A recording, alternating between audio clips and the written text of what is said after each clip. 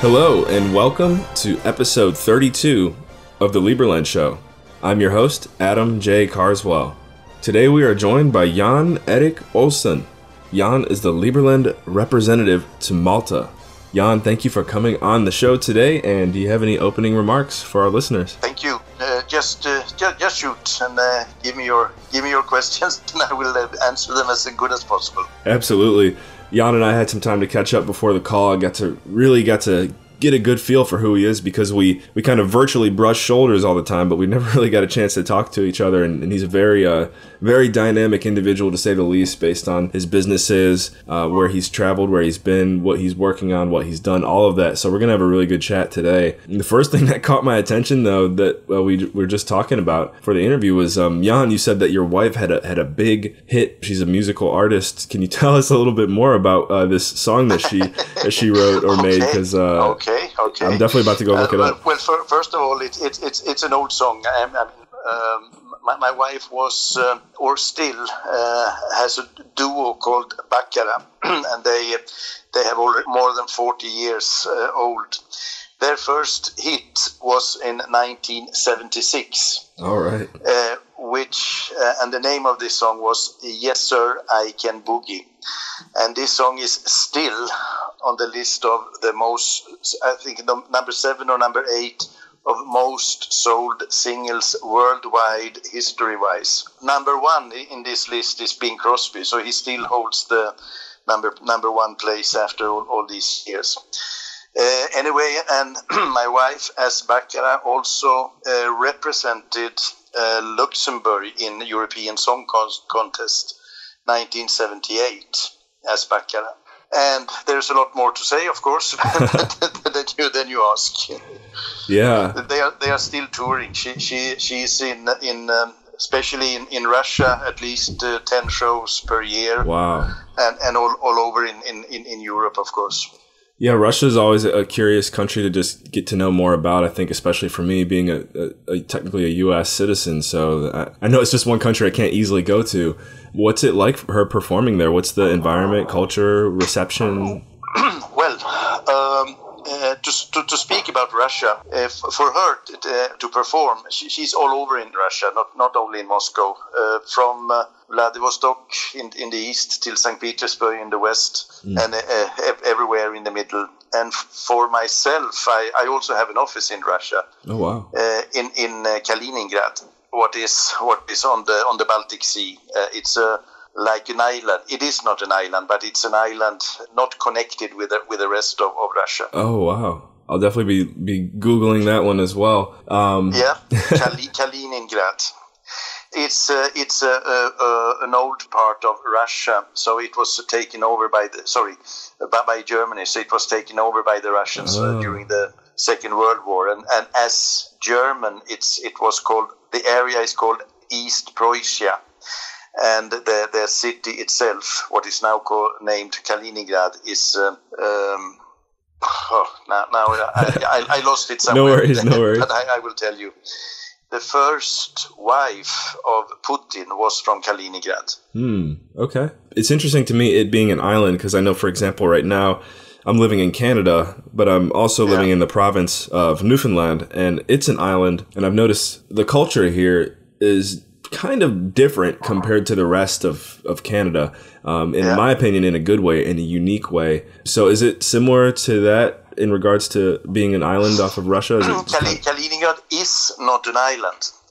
It is not an island. Okay. It's only that its borders are. Yes. They don't have any border to the rest of Russia. I know. The border in the north is Litauen, and in the south Poland. So it's between Litauen and Poland, and they also have borders to not to Ukraine, but to we call it White Russia, Belarusia in normal speaking. Right, and so now it is not an island, but it's only that it's a little bit away from the rest of Russia. Right, and now that you mentioned that, now that you put it that way, I do know exactly what you're talking about. But that's good to know that I know someone who has ties there now, because I was always intrigued by why that was Russia, even though it wasn't actually touching the large portion of the exactly land. Yeah. Yes, it's not a big part. It's only more or less 1 million people living there. Okay. Well, let's shift. So sorry, Königsberg was the German name. Pardon? Under Germany, the city was named Königsberg. Got it. And it's a city with more than 1,000 years, so it's a quite old city. Yes. Well, let's shift gears now. Let's get a little bit more back into the Liberland chat, because I'm actually curious. I don't think I even got to ask you this before we hopped on the call. How did you begin your journey as a Liberlandian? You actually did ask me when we spoke some time ago, and I was telling you by then already that I was born a libertarian, without knowing it, of course. In the modern timing, I got connections through some people that I know in Malta, actually. Then I was aware of Liberland, so I contacted some people, and from there it started. So I have been a libertarian officially since 2016. Cool. So 2016, you've always, as you said, you've always kind of been a libertarian, but 2016, was that when you started working with Liberland, or was that? Yeah. Okay. Exactly. That's actually a significant amount of time based on the age of the country. So correct, yes. You've had a lot more experience with Liberland than a lot of our guests. Can you tell? Okay. Can you tell us about a unique experience that you had since working with Liberland? No, I cannot tell any unique experience. It's only that I sympathize, that is not the correct word, but sympathize with the basic ideas of the libertarians all the time. I have some connections. I am actually going next week to see the brewery, what is making the Liberland beer in Czech Republic next week. It might be that I go into this brewery. We'll see. So that is. Well, hey, if you call that unique, I don't call it unique, but it's one thing what I appreciate. Not only because it's the Liberland beer, not because I have the wish to have a brewery in Czech Republic. Apart from that, I have had the possibility to have very nice connections with the various people. I have, for instance, Pavel, who you most probably know. Mm-hmm. He was representing, Canary Islands before. I don't know how his status is with that. But as half Spaniard, he was in my home a couple of times, and we had some interesting discussions together. In the beginning, connections with Petra, who was then taking over her job by Leslie. So with Leslie, I have a lot of connections, even though she was quitting her, call it, position recently. Mm-hmm. Yeah.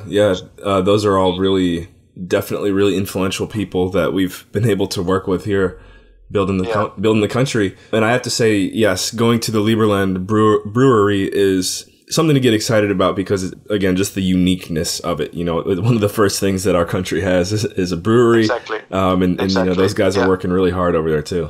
So while everybody else speak about bitcoins, I speak about beer. I love it. I love that. I'm curious about this too, because it sounds like you've got connections in Malta, Spain, Germany, Estonia, Russia. You've got yourself diversified very nicely there across Europe. How do those all play into? Oh, I didn't even mention. I think you said you're from Norway, or a Scandinavian country as well. So, well, I am from Sweden. Yes. Sweden, yes. Yeah. So, just if you can paint the picture here briefly, how do all of these countries play into your life? To be honest, I feel at home in all of the countries. Mm-hmm. I love to live in Spain. I cannot say anything else than I feel at home in all these countries. Malta is a very, very nice country to be in, either though it's very, very small. I don't know if you know anything about Malta. I do know a few things, but if you'd like to share with our listeners some of, I guess I would say the perks. It's an island, what is more or less like very, very roughly 15 kilometers by 15 kilometers, and there lives 400,000 people. That's the whole country. Mm-hmm. But it's an interesting country. What makes it interesting is that Their culture is very much Italian, meaning food culture and everything is Italian. But they do speak English as their official language. That's interesting. I didn't know English was the official language there. Makes me a little bit more eager to go visit, just because I know to visit it. Yes. And I have had it on my list here of places to visit. So the other thing about Malta, though, is they have pretty generous tax laws, or even like if you want to get your Malta citizenship, those are both pretty, I don't want to say easy, but I should say easier than most countries to do. It is. Right? It is. If you want to get citizenship, I am not a citizen. I'm still citizen of Sweden. But I have my residence, so it means that I pay my taxes in Malta. But if you want to have citizenship, like many Russians, for instance, it's easy. The only thing you need is money. Okay. And then can you explain, there's some tax advantages there too, correct? Yes, it is. Me personally, for instance, they have a special tax set up for people who are resident but not citizens. Mm-hmm. So it means that you pay. Malta falls under British law, which means tax-wise you pay taxes only on the money you make in the country.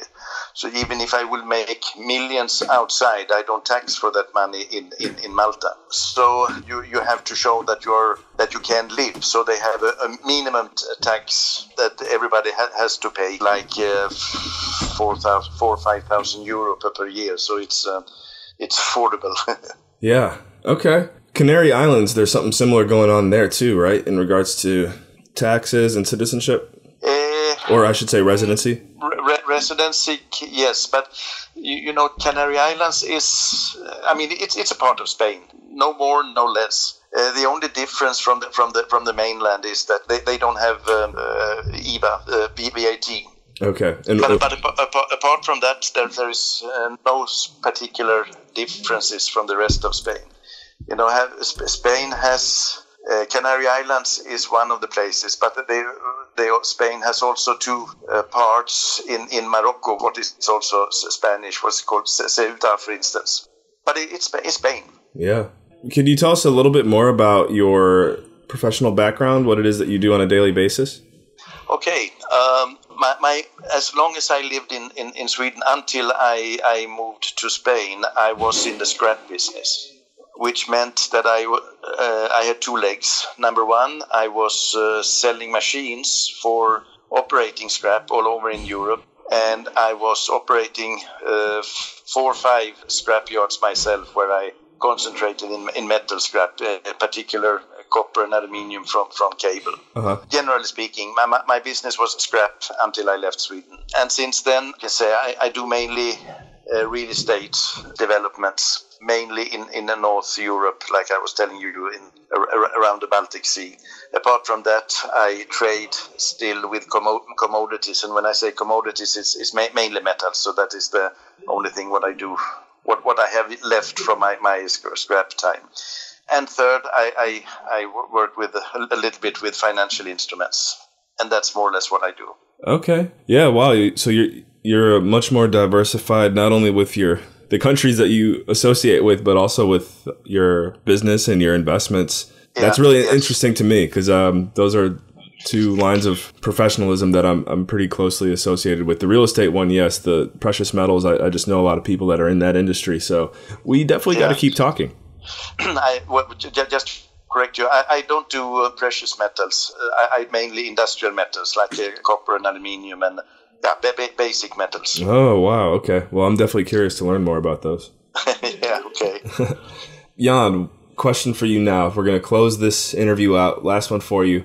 Where do you see yourself associated with Liberland 3 to 5 years from now? What would you like to kind of have your world looking like? I really hope we will be able to conquer the land physically. And once we have this opportunity, I want to be a part of Liberland. So simple as that. I hope to be a part of the development of the country, mm-hmm. meaning I like to continue my real estate experience and build something in the country. From there we go. Yeah, I like that. I hope from a real estate development perspective, it would be really cool to, now that I know you, to be there, hopefully alongside you, or somehow play a role in that as well. I actually did, but it's still in the air. I was, only last year, I spent 1 month in Bosnia-Herzegovina. I don't know if you know about that country. Yep. I was there to look at a bank.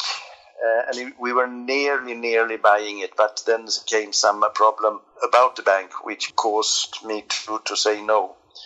But if that would have happened, it would be the closest bank to Liberland, actually. Yeah. Hey, well, the first bank of Liberland, I have no idea what it's going to look like. It's probably going to be digital. Me not either, but I would like very much to be a part of it. Yeah. Well, we got to get your all of your cryptocurrency wallets up to speed, right? Yeah, that is probably where it doesn't fit with me. Pavel have tried a couple of times to teach me about bitcoins and all this, but it's. I guess I'm not motivated enough. I don't know. Yeah, we'll take care of you. We'll take care of you. Okay, thank you. I trust in that. Now, for anyone listening that really resonated with your message, is there a way they can reach out to you and contact you? Sure. I have my mail, I have my telephones, and I'm on Skype and whatever. So you want me to give my mail number? My mail address here? Sure, yeah, your email would probably be best. Yeah, sure. My email address is GAO, that is for Jan-Erik Olsson, GAO. So G for Japan, E for España, O for Oslo, at Reval-Madrid. So REVAL-Madrid.com. And I'm living in Spain, so many people think that my company name, it's also my company name, Reval Madrid.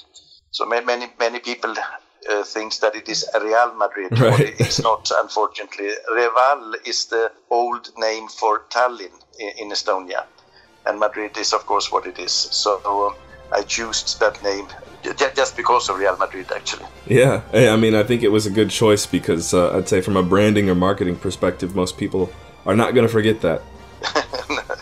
Okay, yeah. All right, Jan, thank you once again for coming on the show. Thank you.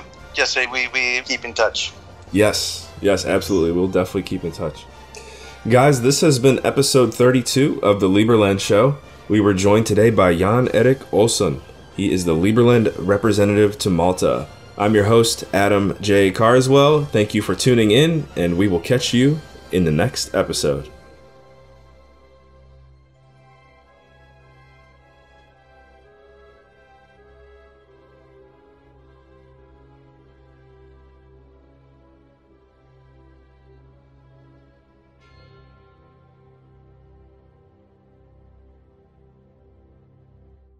Guys, if you enjoy listening to the Liberland Show, be sure to check out my own personal podcast called Dream Chasers.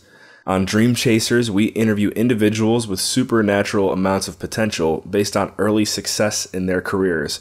Go ahead and do a web search on it. Again, my name is Adam Carswell, Adam J. Carswell. Go ahead, type in Dream Chasers, and it should pop up for you to listen there on any platform, YouTube, Facebook, Spotify, iTunes, etc. Thanks for tuning in to the Liberland Show, and we will catch you in the next episode. Thanks.